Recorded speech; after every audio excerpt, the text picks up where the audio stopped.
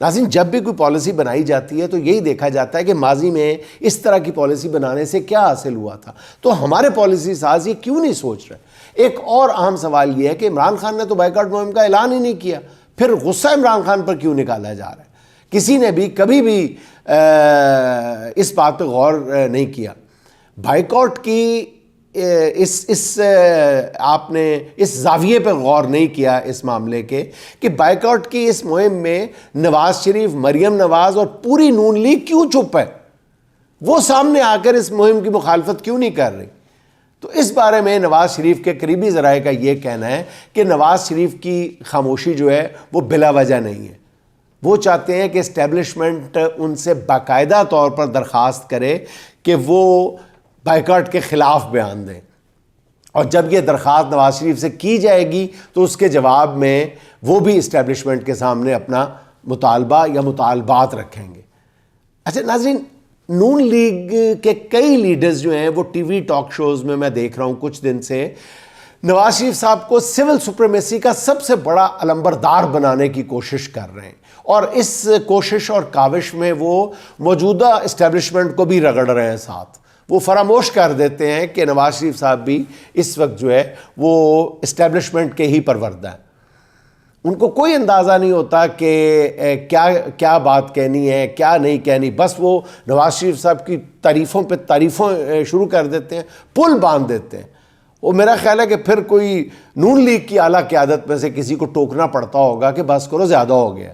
آپ نے سنا ہوگا شاید کہ ایک بندہ کسی کے سامنے اپنے چودھری کی تعریفیں کر رہا ہوتا ہے، جی ہمارے چودھری صاحب جناب علی بہت سخی ہیں، بہت نرم دل ہیں، بہت لوگوں کا خیال رکھتے ہیں، بہت نیک ہیں، بہت نیک ہیں، 5 وقت کے نمازی ہیں، دیکھیں اس وقت بھی نماز پڑھ رہے ہیں۔ تو ساتھ ہی چودھری صاحب نماز توڑ کے کہتے ہیں ان کو بتاؤ میں نے آج بھی کیا ہوا ہے۔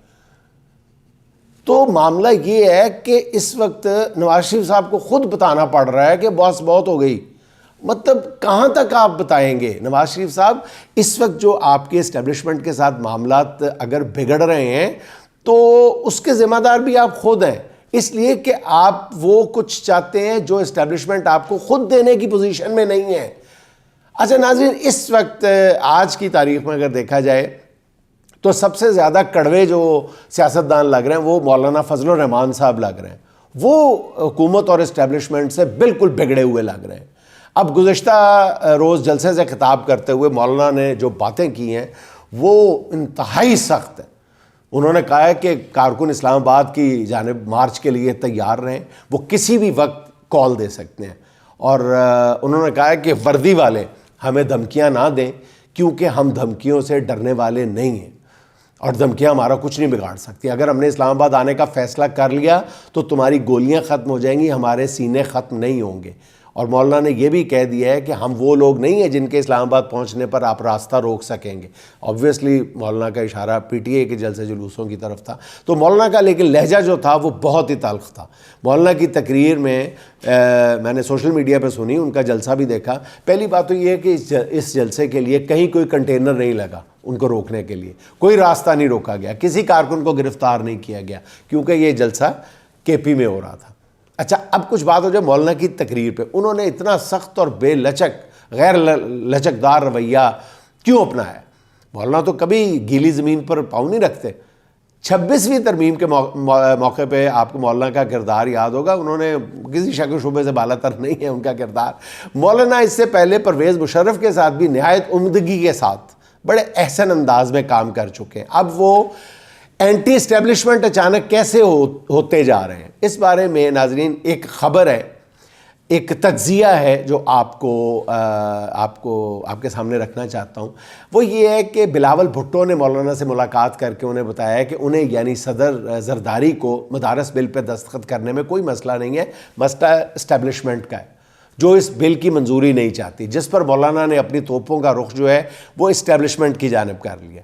اب ذرائع کے حوالے سے جو دوسری خبر مل رہی ہے وہ مولانا کے حوالے سے زیادہ اچھی نہیں ہے، زیادہ خوش کن نہیں ہے۔ یہ ذرائع کا کہنا ہے، میرا اس بات سے اتفاق کرنا ضروری نہیں ہے۔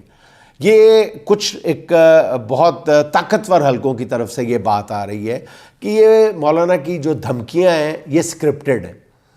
وہ مدارس بل جسے پارلیمنٹ کے دونوں ایوانوں نے منظور کر لیا، اس پر صدر کے دستخط نہ ہونا بلا وجہ کی لڑائی ہے جسے خاص مقصد کے لیے ڈیزائن کیا گیا ہے۔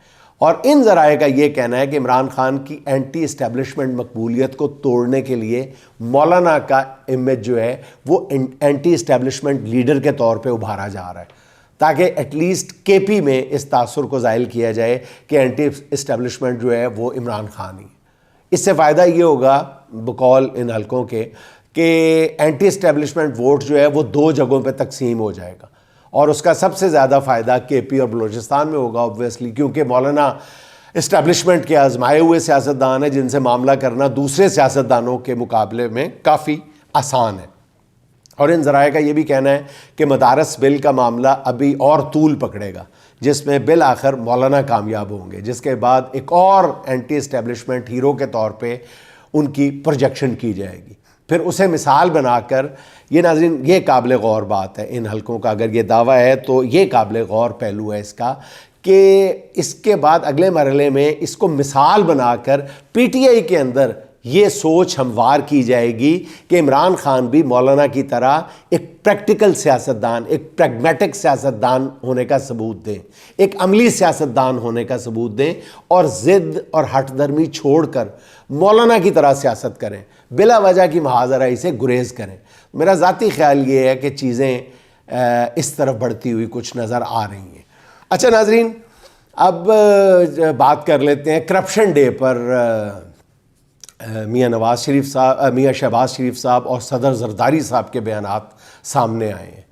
اچھا مطلب کرپشن ڈے پہ، اینٹی کرپشن ڈے پہ زرداری صاحب کا بیان سن کے مجھے بہت زیادہ خوشی ہوئی ہے، اور شہباز شریف صاحب نے تو کہا ہے نا کہ جو لوگ ذرا بیان پہ غور فرمائیے گا شہباز شریف صاحب کا اینٹی کرپشن ڈے پہ، ورلڈ اینٹی کرپشن ڈے پہ شہباز شریف صاحب فرما رہے ہیں جو لوگ طاقت کا غلط استعمال کرتے ہیں، عوام کی محنت سے کمائی گئی آمدن لوٹتے ہیں، انہیں اپنے اعمال کے نتائج کا سامنا کرنا پڑتا ہے۔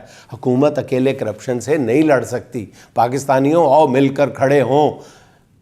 ناظرین یہ بیان سن کے اچانک میرے ذہن میں پتہ نہیں مقصود چپڑاسی آ گیا، کاش وہ بھی یہ بیان سن لیتا، شاید شہباز شریف صاحب کے منہ سے یہ بیان سن کے اس کی کچھ غیرت جاگ جاتی، وہ یہ کھوج لگانے کی کوشش کرتا کہ وہ تو محض ایک چپڑاسی تھا ہے، پھر اس کے اکاؤنٹ میں پیسے کہاں سے چلے آ رہے ہیں۔ وہ یہ سوچ لیتا کہ جن کے ہاں وہ چپڑاسی کی نوکری کر رہا ہے وہ کیوں اسے دبئی بھجوا رہے ہیں۔